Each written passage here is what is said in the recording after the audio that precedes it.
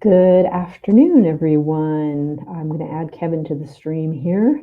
We're back again for our second session. Tampa Bay is leading the way this for this day session with the first two sessions and working through some bugs and kinks and trying to get things worked out.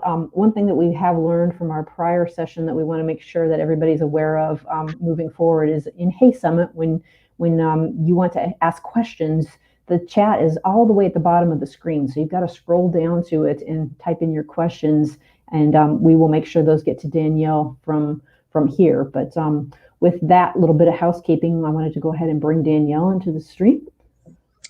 Good morning, good afternoon, everybody. I'm going to give a little introduction of Danielle. Kevin, did you have any other items before we take you offline here? No, just again, welcome everybody, and thank you, Paula, for co-hosting this Tampa-based event for me. First session went great, lots of great comments and questions. So looking forward to hearing what Danielle has to share with us. A lot of us in the PR profession have stepped up to be able to help out in this Freelance Business Week Tampa, so that we can provide information that hopefully will be helpful to the freelance community. So thanks again. Excellent, perfect.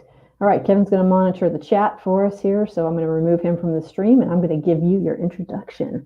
So Danielle and I go way back, too far back to even mention, but we definitely go way back, and I've seen Danielle just grow and mature in her career, and I'm just so proud of everything that she's done as an independent business owner, and just really pleased to have her here today.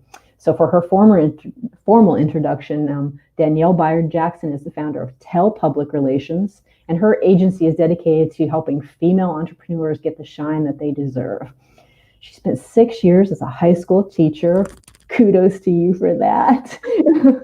She entered the world of public relations after that 6-year career in teaching, and now she combines her experience in the classroom with her media expertise to show freelancers and business owners how to get the shine that they deserve.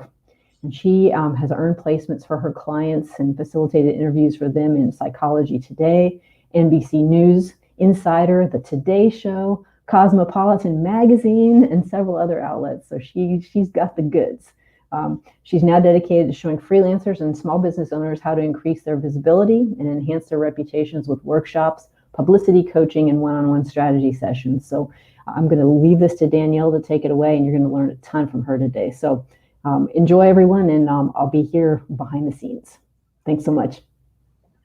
All right, Paula, thank you for the introduction. I'm excited to be here. I know virtually every speaker says that before everything, but I really am. And the reason why is because freelancing is such a unique space to be in business, and a lot of your pain points are really special. And so a lot of times I've noticed that when freelancers attend different conferences and training opportunities, you have to work to adapt the information you're getting to your situation. Well, today I'm speaking specifically to you, your needs, your strengths, your business environment, to help you get the media coverage that you deserve. I always say deserve because I know that you've got really cool, noteworthy things happening, and it's just a matter of, how do I position myself to get a little more shine? And hopefully with today's training, that's exactly what I'm going to walk you through. So as Paula and Kevin stated, before we got started, if you have any questions, please drop them in the chat, because this is a dialogue. So I'll stop periodically to make sure I'm tailoring the information specifically to your needs. So feel free to populate that chat there with questions, comments, and also we can work together to help each other. So if I say something and it sparks an idea that you have for someone else, let's just go for it. And that chat should be there down below. So I'm going to share my screen. I see all the memes that joke about announcing that you're sharing your screen, and they're like, just share your screen. Okay, so here we go. I'm going to see, hopefully here, okay, I'm sharing it. Okay, so I'm going to walk you through here, and my goal is to make this action-packed. So I'm telling you right now, if you don't have a paper and pen, you might want to do that, because I am going to go fairly quickly. It's just because I want to maximize our time. I've got my phone here, so I'm making sure I'm monitoring and staying on course, but I'm going to show you a couple slides first, and then I'm going to kind of take them off as we go. So it's just, you're looking at my face and you can see my intensity and my passion for equipping you with the skills and the know-how to get the attention that you deserve for your business. So here's what you can expect to go through with me today within this hour. We're going to talk about what PR and media coverage are specifically, why they matter. I'm obviously not going to spend too much time there because the fact that you're here, you find it valuable. So I don't have to get you to buy in, right? We're going to talk about the 5-point freelance framework for getting media coverage because it varies slightly from others. And then finally, I'll give you some opportunities for extended support so that if by the time we close and you feel excited but confused or whatever feelings you have beyond here, I'm here with you to walk you through the feelings that you have at the close of the session. So I am here for you beyond what we discussed today. So Paula was gracious enough to provide that little bio, which is so nice. So hopefully you have confidence in knowing the person in front of you is going to take care of you. And this is what like gets me going in the morning is PR, as silly and corny as that sounds, it's true. So let's just cover this very briefly. And then we're going to start talking strategies. I'm not going to talk too high level. We're going to jump right into the nitty gritty, if that's okay. So PR, the best way I've seen it put is it's the art of creating a favorable reputation. Boom, short and sweet. And the different areas that PR covers is media, having good reputation with your employees, your community, your clients, and then your industry peers or associates. But today we're specifically talking about the aspect of PR that relates to media, one component of public relations. So why does media matter for anybody? It profoundly impacts public opinion, right? Which we need people to buy in. And that's just one of the fastest ways to do it, and one of the most expensive ways to alter public opinion, to establish our reputation through media. And before we go forward, it's important for you to kind of absorb this information. Media includes all of the following, because I bet you brought your own ideas to media to the table, and I want to show you your range of options here, okay? So whenever I refer to media in the next few minutes, I'm talking about podcasts, magazines, TV. I'm talking about YouTube, newspapers, blogs, and today, live streams. Okay, so media encompasses all those things, and I hope that that's something that excites you and you have a moment of like, oh gosh, yeah, I guess it includes all those things.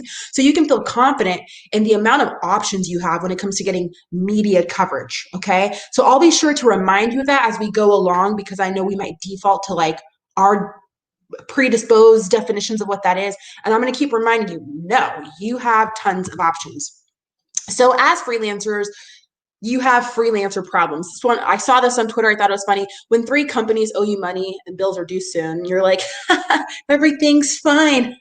That's really all of us these days, but especially for freelancers, you have really unique problems.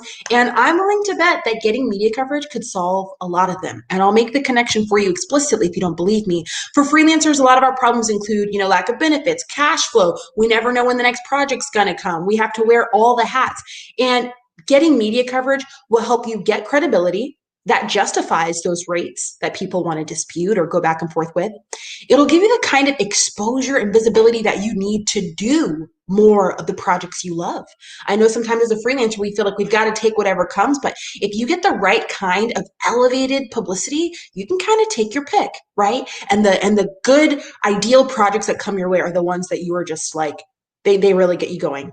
And finally, a freelancer's favorite words, free, free, free. So unlike paying for ads and all that good stuff, getting media coverage costs you nothing. You got to have a little skills. You got to have a little grit and intention to set aside time to do it. But what I'm about to show you, you can do absolutely free. Okay. So what I'm going to cover today in our time together is the 5-point framework. It includes purpose, proof, positioning, story plots, and finally pushing, right? The act of getting yourself out there. So we're going to go through, and I am going to pause throughout to make sure if you have questions, we definitely get to it. So the first is purpose, and I'm going to stop sharing my screen in just a second so you can see my face and feel my passion as I give you some tips here. The first thing is purpose. Is your goal to get sales or authority? And here's why that's really important. And I know it's kind of fundamental. Hit that hide button. Okay.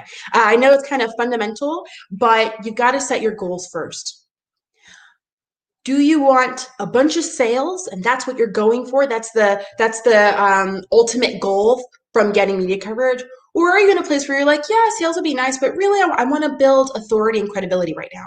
Here's why it matters to establish which one is priority for you.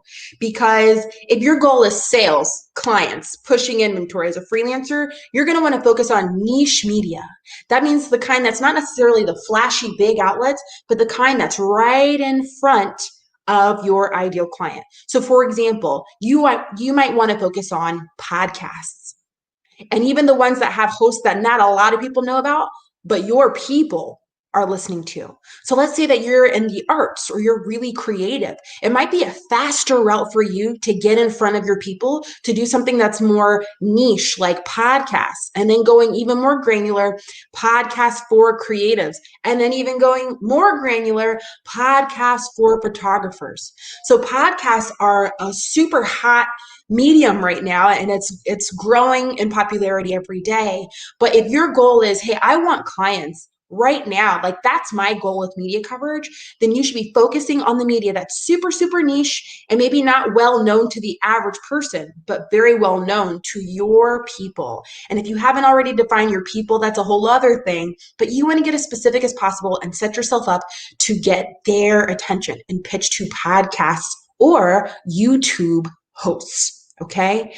The second is the goal of credibility. Now, if you're saying, oh yeah, sales might be nice, but I really want to establish myself as an expert in my field. Well, now you might want to focus on those outlets that kind of lend a lot of credibility to you because they're a little more well-known. We call that mass media. So as opposed to niche media, you're looking for the outlets that might wow people when you earn a placement. So the very first part of the framework is purpose. What is your goal as a freelancer in pursuing this media?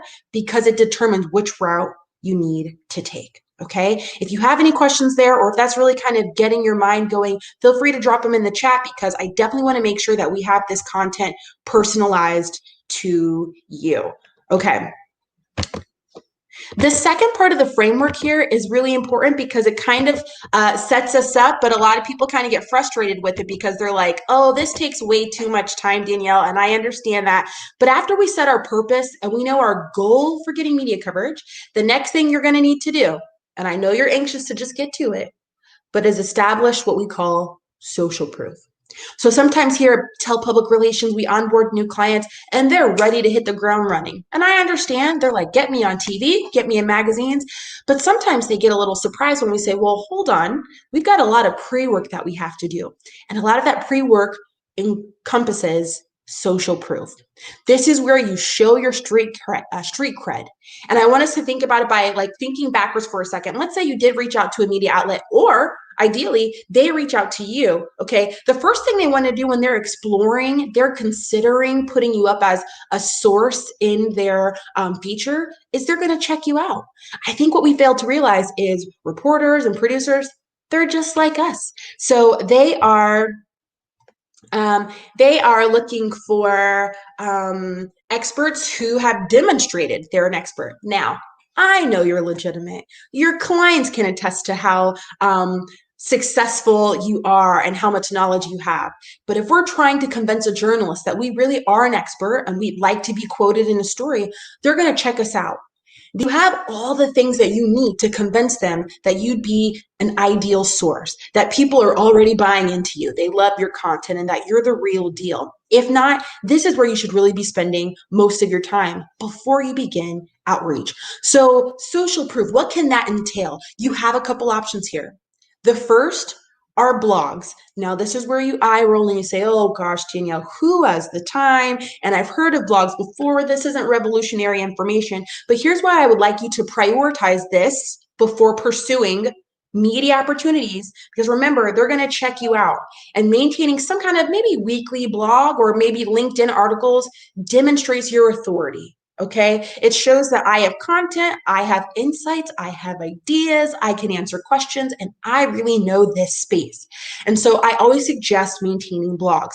If that's overwhelming to you because you're like, I don't even trust myself to sit down in a disciplined way every week, I understand. One of my favorite platforms to use, and I'll drop it in the chat here, or maybe Paula doesn't mind dropping it in the chat, but it's rev.com, .com, R-E-V. as in Valentine, rev.com. And what that does is you can just give a video or give some audio, you input it, and boop, it spits out a transcript for you. So that way you don't have to sit and type.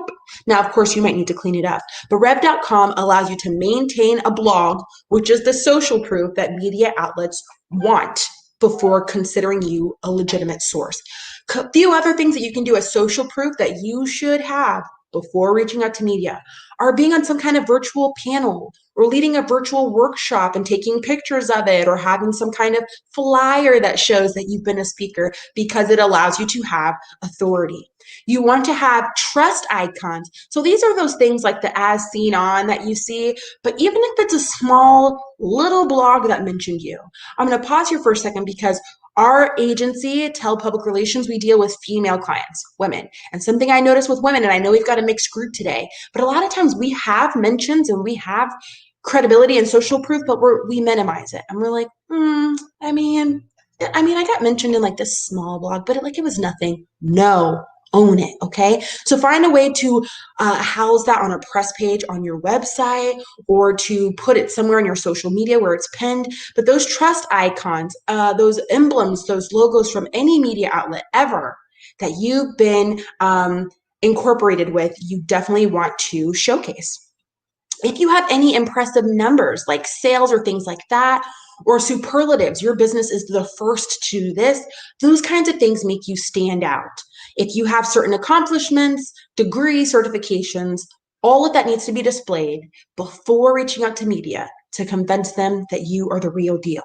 So that's where social proof comes in, because it's important before we talk about outreach. The next thing that's important is positioning. So where are you putting yourself? Okay, you want to be where journalists are. And let me see if I'm still, oh gosh, there we go. Okay, so you want to live where journalists are. Liz is giving us a comment here. She says she's currently working on indie albums. Ooh, love it. Niche areas are music influencers, independent record stores, social channels, radio stations. Okay, I love it. So Lisa definitely has the right idea. She's already said, oh, okay, so I know I'm talking to a specific person. So if I work backwards, where is that ideal person? And that's where I need to be. So I'm going to give you an example because hopefully this translates. And we're talking here about purpose, our goal in getting media coverage. And if her goal, remember, is clients, then we're talking niche things like specific radio stations, live streams, podcasts, and YouTubers. So here's an example. We were once talking with a young lady who does web design. Okay. And she was like, I'm trying to do web design. I'm trying to talk to everybody, but I'm not really getting any traction. And that's because it was way too broad. Okay. And she was a freelancer. Okay. So she's in the same situation. And she's like, I don't know how to reach my people. And I feel like I'm all over the place. And she was. And so I asked her, well, who are your clients? And she said, musicians, photographers, creatives. And I said, okay, well, let's work backwards. What podcasts are they listening to? What YouTube shows are they subscribed to, or YouTube channels? Okay, where do they live?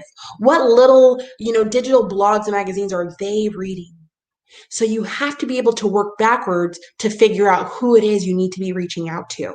If your ideal audience is photographers and musicians, what are they listening to? And that's where you should pitch to be.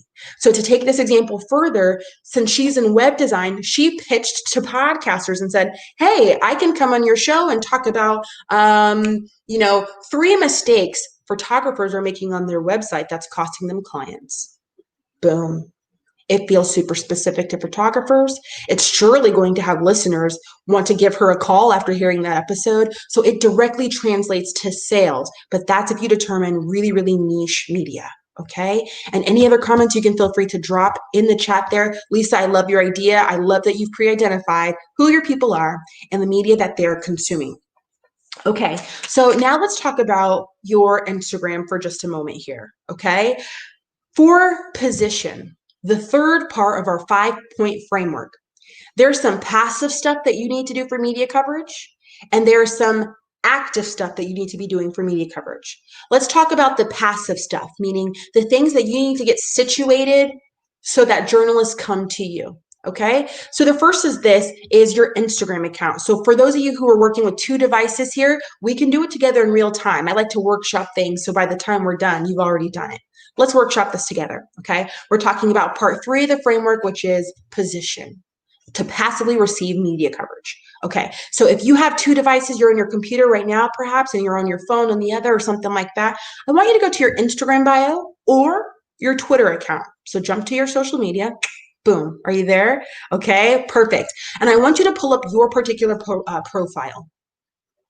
We're going to look at your Instagram bio. So I'm talking right now about the 3 things you need to do so that you can passively await media attention, but you're probably missing out on opportunities by not having these things in order. Okay. And I see your chats coming through. After I give these ways to optimize your social media for press, then I'm going to pause again and see. I know people like Diane are popping through, and I love that. And I'm going to get to your questions so we can make sure this is tailored specifically to you. Okay. Okay. So let's talk about the third part of the 5-point framework, which is positioning ourselves passively for media coverage. Right now, we're talking about social media. Okay. So you're on your Instagram account. Here are some things you need to do to optimize your social media, because I'm telling you, journalists are looking there. I want to give you an example first, and then we're going to do this checklist right now together. Okay. So if you're looking for flashy slides for this, no. You're going to look at me and I'm going to walk you through it, and we're going to do it together. Okay. So here's your proof that this is happening. Recently, I had a journalist friend reach out to me, and she said, "Hey, Danielle, we're looking for mommy bloggers who can come on the news and talk about cost-effective, budget-friendly ways to create a costume for Halloween. But I'm looking on Instagram and I see some people, but I don't know. I don't know if these people would perform well on camera." She is a person just like us, just regular old folk. And she is scouring Twitter and Instagram to look for sources she needs for her show. But those people, some of them missed out because they weren't set up properly. Okay. So here's what we need to do. Let's take Instagram for sure. So you've got your phone. You ready? The first thing I need you to do is optimize your bio. So that little bold mark that you're supposed to put your name in, okay? And I'm gonna show you in real time here. That should have your name and what it is that you do. That's it. I know that it's very tempting on our Instagram accounts to want to put all the things that we love to do. I know that. And as an individual, you might be this complex individual with multiple interests. That's great. When it comes to your Instagram freelancer, it needs to be very clear. We need immediate associations. Okay. So for example, you might put that you do web design. It should say web design or web designer. And if people refer to you as like, oh, the web design girl, that's fine. I know sometimes we like to bombard with like, oh, no, I can do a bunch of other things. Journalists need immediate associations. So I'm going to show you here as an example on ours, and we're going to talk about pros and cons, okay? So on our Instagram bio as an agency, they are going to search based on your bio. They are actively looking for you right now, okay? We want to show up. So do you see this bold part right here on your Instagram bio? You're going to want to put what it is you do. So specifically here, we have 4 women because that's our who we work with specifically, but public relations. So whenever anybody's looking for public relations on Instagram, we show up. Journalists are looking for you on Instagram, on Twitter. They're looking for you. So you need to be there. You're going to miss out if you have something really flowery here, like, PR for, I don't know, something crazy. I need you to water that bad boy down and be very clear because I want you to show up. I'm not minimizing you or your expertise. Okay. So you want to have what they have here. On my personal Instagram bio, I have publicist. So if somebody's looking for a publicist, I show up.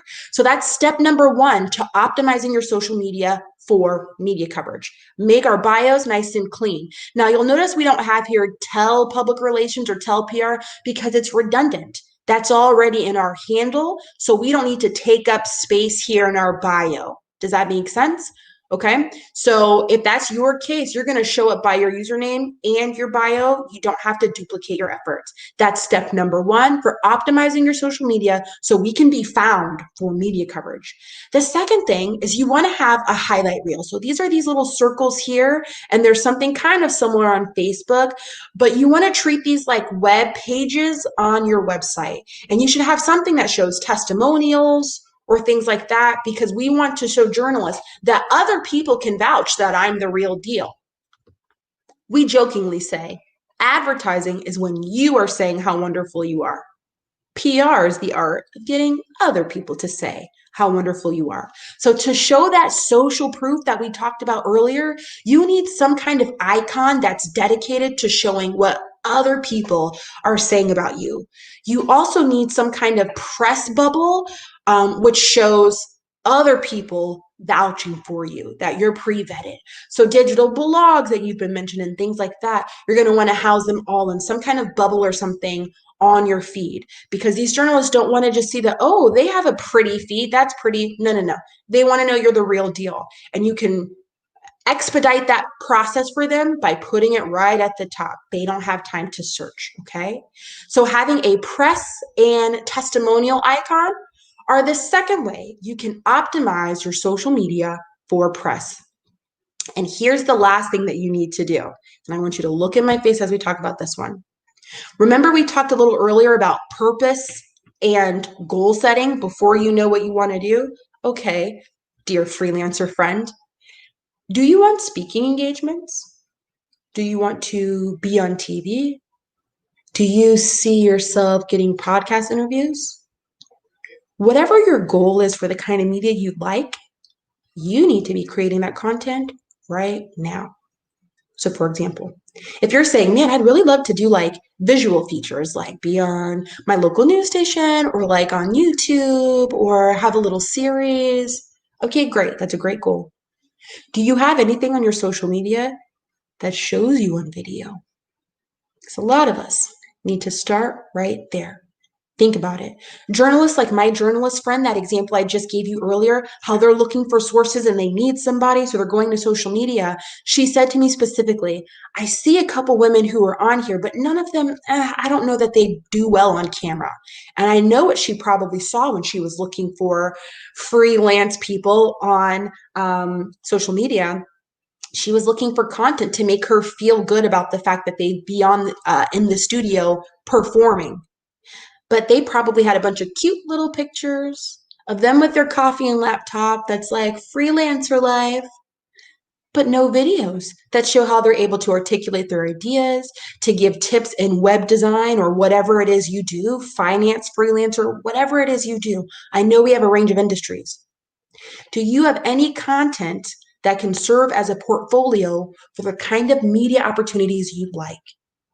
If you would love to have some podcast interviews, which, by the way, is super easy to pitch yourself to, and we're going to talk about that in just a second. If that's your goal, great.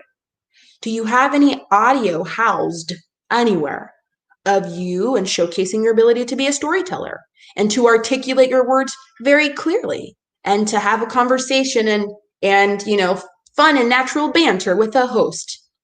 Anything? Because you don't want these journalists to have to do the mental labor of imagining you on their podcast, of figuring out how you look or how you'd, be quoted in their magazine or on TV. Don't make them work. As soon as they can't imagine it, forget it. A lot of people as freelancers, oh, I'd love to have speaking engagements on the side. Great. Do you have anything that shows you speaking?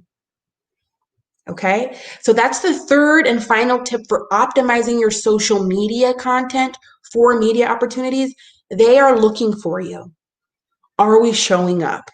And if we show up, are we showing up in the right way that would be attractive? Okay, so that's the third part of our 5-point framework, is positioning ourselves so that we're passively open to receiving opportunities. But I'd hate for you to get in your own way. You can transfer these tips we just gave to your Twitter account and Facebook, the same thing. Think about the search engines people are using on those respective social media platforms, and then are you showing up there the way a person would search for you? Okay?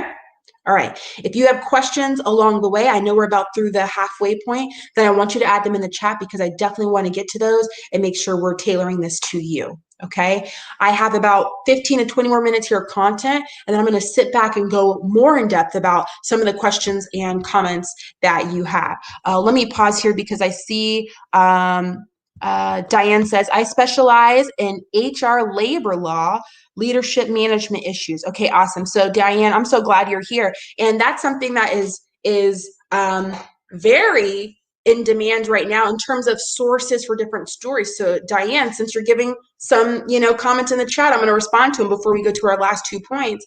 Right now, when it comes to leadership and management, we see a lot of things about how am I supposed to lead during a pandemic? How do I help my employees to connect with each other if they're virtual? I saw something this morning, literally, gosh, I'm getting goosebumps because it's like so on time for you, Diane, and maybe I'll message this to you later. On Twitter this morning, Diane, I saw someone who is a journalist who's looking for people in management and leadership to give tips on how they're helping their employees connect with each other when some of them have never met each other before. Perhaps they onboarded with the company this summer. How are they connecting with employees they can't see? So that would have been perfect for you to slip in there and be like, hi, my name's Diane, and I'm a management and leadership professional. Okay, so lots of opportunities right now for you. Thank you for sharing that. If any of you have personalized questions, drop them in the chat and I'll either get to them now or we'll save them for our last 15 minutes when I'll kind of reel you guys in and help you personalize this content. Okay, so the last 2 components of our 5-point framework are the actionable things. So the first 3 are conceptual. You have to have a goal. Are you trying to get clients or credibility? Because that determines what media outlets you pursue. Number 2, you need proof. What social proof do you have to show someone who has no idea who you are that you're an expert? Your proof's got to be there. Website, social media, prove it. Okay. Testimonials are another one for social proof. You have all these people you've worked with as a freelancer. Can you ask them, hey, can you give me a couple sentences on your experience with me? Okay. So we need some social proof. And then most recently, we just talked about positioning, setting yourself up on social media to be attractive to journalists who are looking for you. Okay. Story plots and pushing. And this is when we're talking about how to get some action. And before we do that, remember, I know I just suggested, okay, testimonials, how to get testimonials. I suggest a 3-point framework. So you got your pen? Okay. And for women, I know I keep talking to women specifically, but that's who I really work with. And a lot of our unique pain points are like specific to our gender. Okay. For a lot of us with testimonials, our big thing is, I don't want to feel pushy. I don't want to feel salesy. And I respect that that's important to you. But how else are you going to get them? Okay. So you have a couple ways you can do that. One, for past clients that you've worked with as a freelancer you're already done. The contract is up. The term is over. You can reach out. I always suggest being transparent. Hey, I'm trying to build up some testimonials for myself. And I thought about the experience that we had together. And I've really enjoyed working with you. Would you mind providing a couple sentences about what your experiences with me was like? I have found that people appreciate you being transparent. Just be explicit about what it is you want. You're going to need them to provide that testimonial or that third-party endorsement, which is essentially what media coverage is. You're going to need them to package that in 3 parts. They need to tell you in the testimonial what life was like before you. So what were they struggling with? What was their pain point? Secondly, what was their experience like with you? So in real time, what was it like? How did you clarify things for them and change their world? And finally, what is life like for them now? So how have they advanced in their business or whatever because of you? Before, during, and after. Those are the 3 essential parts of the testimonials you need for social proof to get media coverage. That's one way, is asking. The second is sometimes when I Zoom with clients, I'll let them know, hey, I'm going to record this for our notes, but sometimes they have their aha moments in real time. And they'll say like, oh, Danielle, that was really helpful. Thank you so much. And I've already got it recorded. So maybe at the close of the session, I'll say, hey, do you mind if I use that little aha moment you had in my, social media and stuff? Most times they're like, oh, go ahead. Okay. So if you can ask in real time, then it makes it easier for you. It takes off the pressure. So if they just said something was amazing, say, hey, do you mind saying that again? Or, hey, do you mind if I use this clip? Okay, obviously be transparent. But asking people in the past if they'll write you some sentences, one method. Method number two, capturing that testimonial in real time via video, etc. Okay? You got this. You got this. And those aha moments are the social proof you need to get the media coverage that you deserve. Okay, so now let's look at the final two portions of our framework before we close here. Story plots. Now, this is where I'm going to get a little tough love with you. I know your mother thinks you're wonderful. I know your clients are like, you're amazing. Your spouse is like, you're the best. For somebody who doesn't know you, they don't know that.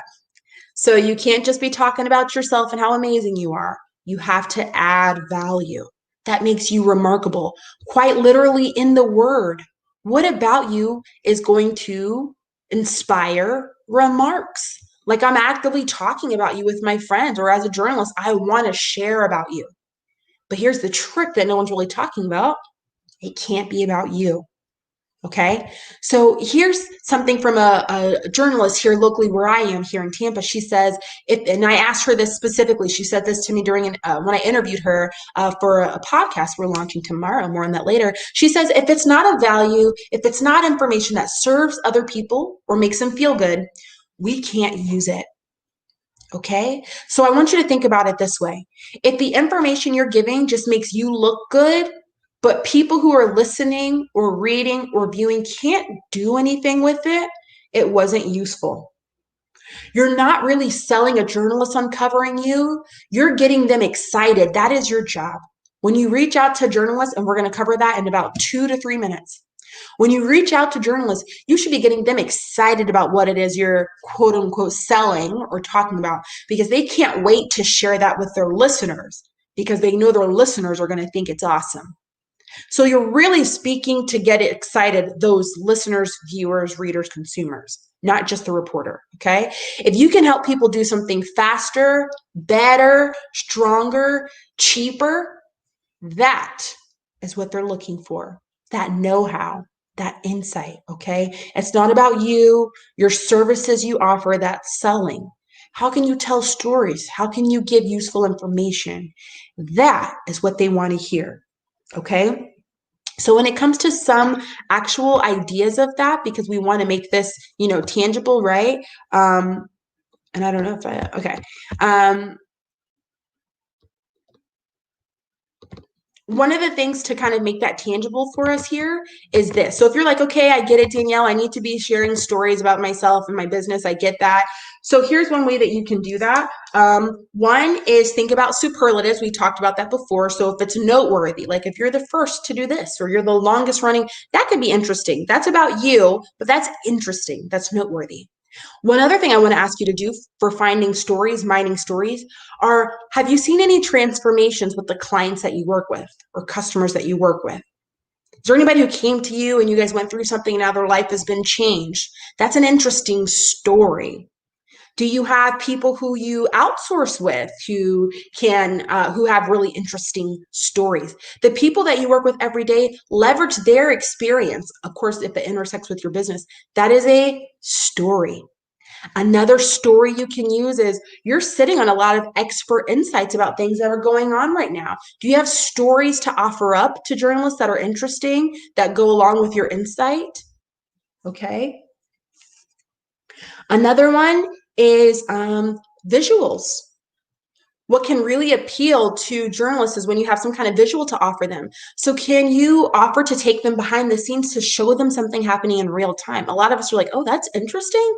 Yeah, to other people outside of your industry, very much so. I know a freelance photographer, and when that trend was really popular with people doing FaceTime photo sessions, she was saying like, hey, I know that there's this trend. It's called, FaceTime photo sessions, and people are doing their photography sessions virtually. I can give tips on how to do that for your viewers, and I can also take you behind the scenes with me so I can show you me doing a shoot in real time. The fact that she was able to offer that visual that's compelling to a television journalist was gold. and it helped her to secure that feature. Okay, so think about the stories that are happening in your business. Think about not just your industry, but even as a freelancer. Your experience as a freelancer, what are you noticing? What does your experience be like? You could be a great source for that. So perhaps you don't position yourself as an industry expert, but just you as a freelancer. What has your experience been with freelancing during the pandemic? I'm sure that could be a story, because right now I see that as a common request among journalists. Okay, is those personal stories they're interested in as well. So sometimes we don't have to take ourselves so seriously. Okay, one hack I would like to show you for finding out different story ideas, and I see something in the chat there, and I'm going to get to that in our last 15 minutes when we talk about your questions. So I have 6 more minutes of content here. Are you ready to look at the know-hows? Because it's important to do the conceptual before we talk about the tangibles. Okay, so for those of you who are wondering, like, how do I even start knowing what to talk about with the journalist? When I reach out and I tell them I have this story idea, where do I even start? What do I say? Okay, here's how you can start to get some ideas for content to give. And I am going to show you how to reach out to journalists in about 60 seconds, but you have to have content together so you even know what to say, right? Okay, so here's something you can do. And if you have the double devices right now, if you want to do it in real time with me, you're going to go to Google, right? The way you normally would. And I'm going to share my screen here to show you. Let's say that I am a freelancer in, I don't know, something health related, right? And my screen is sharing right now. Okay, boom. Normally when we go to Google, we type things in, and whatever the default is, so let's say I'm in the health arena, whatever the default is, we just pull it up and we go to whatever the search results are. That's typically what we do, right? But the thing is, that might bring up articles from 3 years ago. It's just showing us what's popular. You want to go to Google News. Click here. And what that's going to do is it's going to show you all the things regarding health that are in the news right now. So look at this. 8 hours ago on NPR, we're seeing Yahoo Finance, CNN, things regarding health specifically. We can also talk, you can go as granular as you want.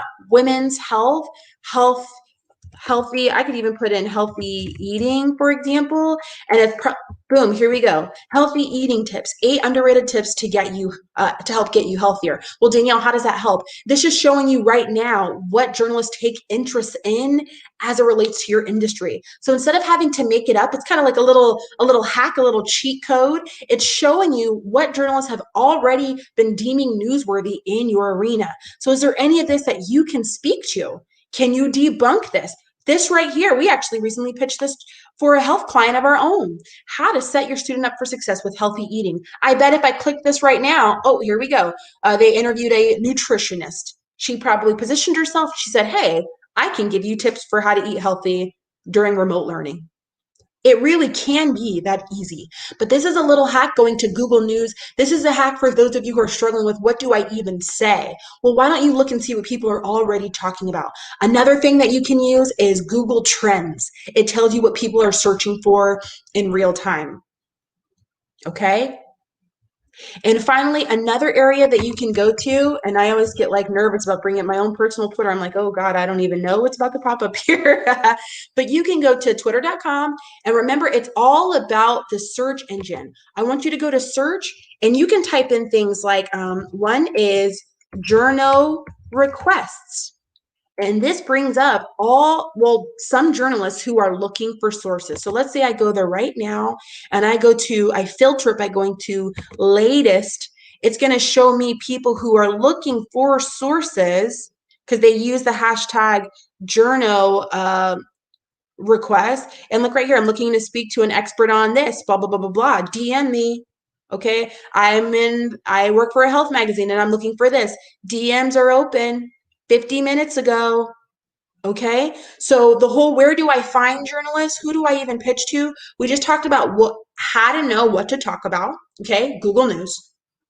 Where do I find journalists? What method is on Twitter? Okay, I actually have like 20 methods of how to find journalists on Twitter, but this is one, searching things like journal requests or even searching journalists. Okay, or let's say I'm in women's health writer, and I search through people, it'll show me everyone who is a women's health and fitness writer. Look at that. So right there, I'm building my media list because these people are showing me, hey, this is what I do. So it's like, oh, perfect, you're for me. Now, being honest, you might want to go in there a little more and make sure it really is a good fit. And specifically, they're talking about what it is you do. But this is one way to find them. Another way to find journalists that are in your, who write to your particular topic is to go to the website for your local news stations. So like ABC Action News, there is a section called Directory or Contact Us or Our Team. And it gives you the emails of the reporters that you watch every day.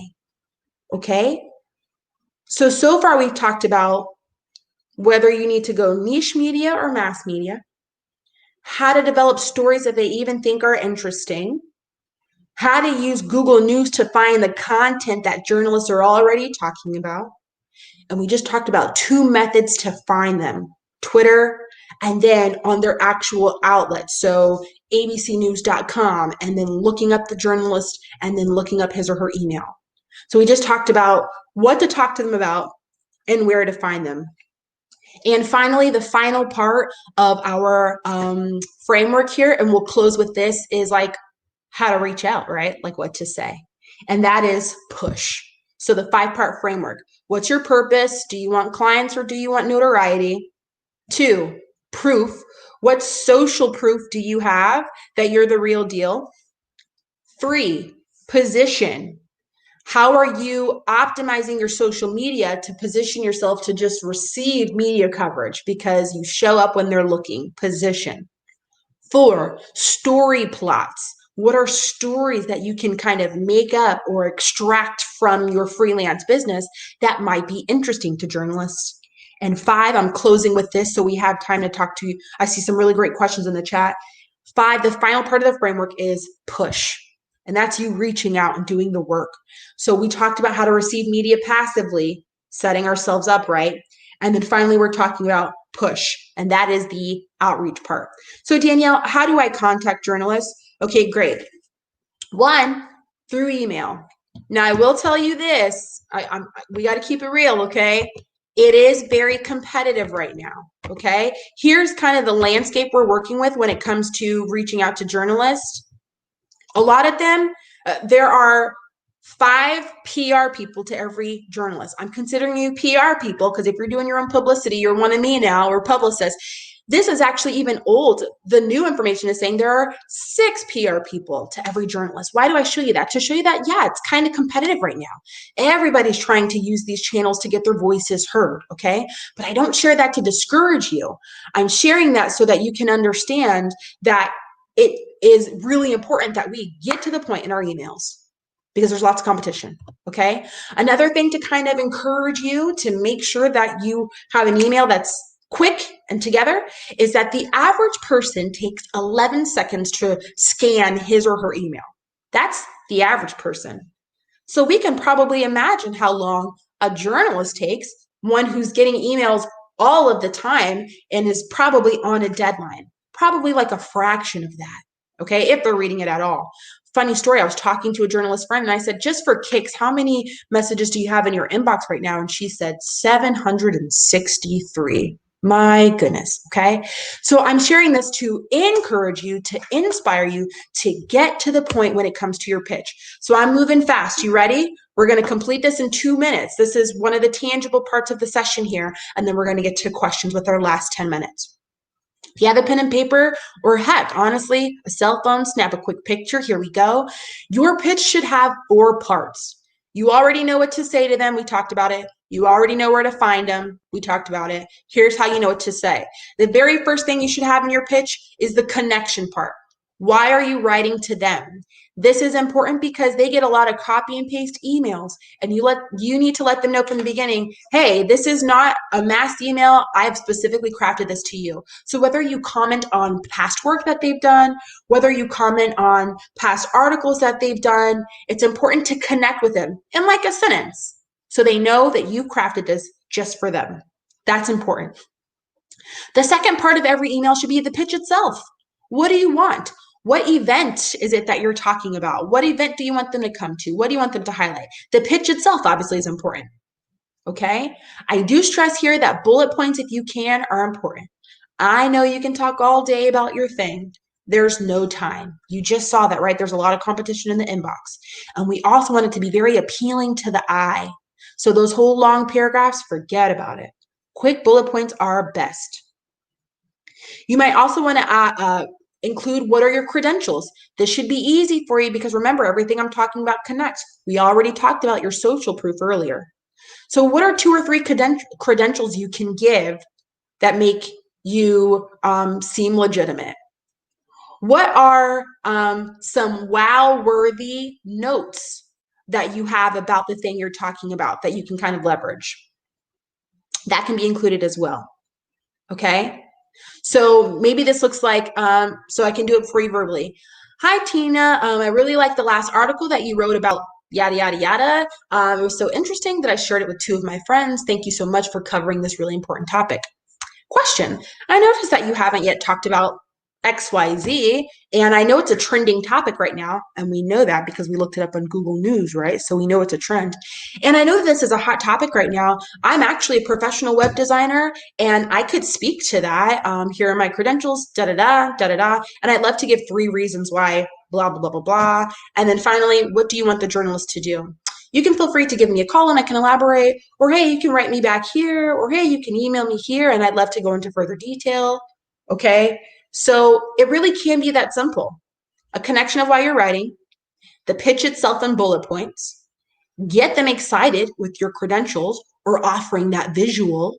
Remember we talked about you saying like, hey, I can, take you to the warehouse and show you the behind the scenes, or I can show you behind the scenes of how I do what I do. If you can do that, especially through social distancing right now, and we can't do interviews like in studios and things like that, that might be very attractive. And finally, your call to action. What is it you want them to do? Okay, so I want to kind of look at questions here before I let you know how I can give you extended help, but we kind of covered all areas. What are your goals? Do you need to be focusing on niche or mass media? How can you get social proof that lets people know you're the real deal? How do you find journalists? We just talked about Twitter specifically. That's like their wheelhouse. They love Twitter. Journalists love Twitter. And we talked about how to reach out and what to say. And I know if you feel like, oh my gosh, this went by too fast, this really could be like a day-long thing. But I'm so glad we had this time together so I can hit all the highlights for you that I think you need, okay? So before I let you know how I can help you beyond this, I want to pop over to our chat and see some questions that we have here. I don't know if I'm pronouncing it rightly. Last name Rosenfield says, I'm wondering how to do this when you're a psychologist and reviews are not possible. I can't ask for them because of ethical. Okay, great. Well, for people in the mental health space, can you possibly leverage organization leaders? So if you've ever given talks, or if you've ever worked in partnership with a company, so maybe they brought you on as a mental health professional to address their group, or you talked and worked with a corporation, maybe somebody of authority in that group can speak to how amazing you are. I think that's a great question because I know that with a lot of us who are in confidential type arenas, we're like, I can't really ask my client, is there anybody else with authority who you've worked with who can attest to your skill and expertise? That's a great question. And I know other people have it. So thank you for asking that. Okay, I think it's Marcia asks, what are your thoughts about signing up for HARO? Okay, so for a quick reference, it's called Help a Reporter Out. It is a platform that sends you email blasts every day with different media outlets. And you can sign up. It's totally free. I think at least there's a free version. I think HARO is definitely a tool you should have in your toolbox. Let me say it like that. I don't think it should be your only means of getting out there. But if you want the HARO responses to be successful, you better do them right away and you better get to the point. That's the only way you're going to land them. Because think about how many people are subscribed. If you get one of those HARO emails in the morning and you're like, oh yeah, I'm a fit for this one. I could be an expert source for this one. I'll answer that tonight when I'm chilling on the couch watching Netflix. It's already gone. Okay? Quick. And then when you email, get to the point, answer their questions. That's the only way that platform is going to work for you. But does it work? Sure. Okay. Shelly Ann saying, good session, great insights. Love it, Shelly. I'm glad that this was working for you. And then Diane, I'm a freelance journalist. When I'm looking for sources, I easily have to go through a couple hundred emails, not to mention my LinkedIn, website contacts. I spend 3 seconds on each email. First of all, Diane, thank you for being here and giving us that insight, because I think it's so awesome when we can show like a well-rounded dialogue here and to have somebody from the back end. So you just said that, Diane. So don't be surprised if you get a bunch of emails from people in the session right now who are like, hey, listen. But I appreciate you lending that insight to give us a reality check for how fast we've got to be. Get to the point. That is my tough love for those of you listening. Position yourself as an expert and put yourself out there, but get to the point. Get them excited, okay?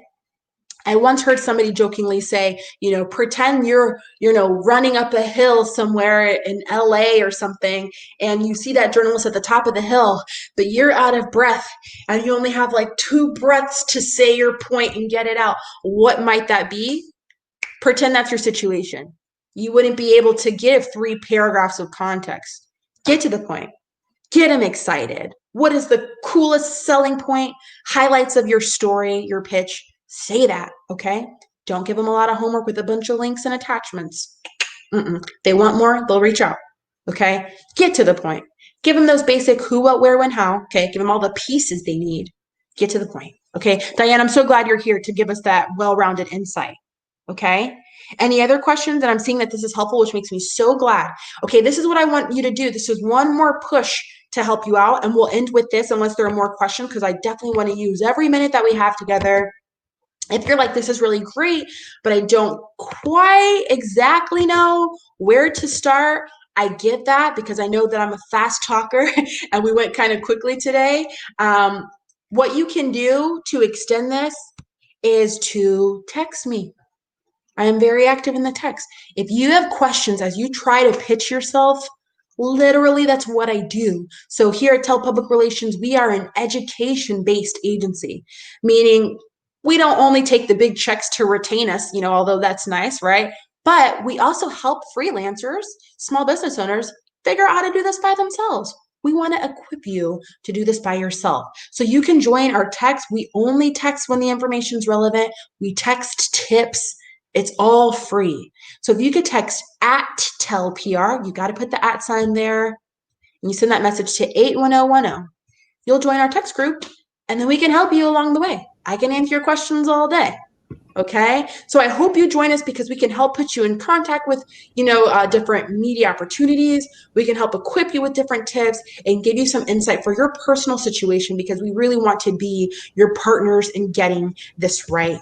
So I'm so glad that you are here and you joined me for today's session, because this is the kind of thing that we need. And I appreciate everyone being here. And if I can be a resource, please feel free to let me know. Thank you for joining. Wow. Thank you so much. Your energy is amazing, and the information is perfect. I mean, just great. One real quick question before we depart. You mentioned, those sizzle reels, the audio and video clips. How do you recommend that freelancers share those with media when they're sending out their pitches? What's the best way to do that?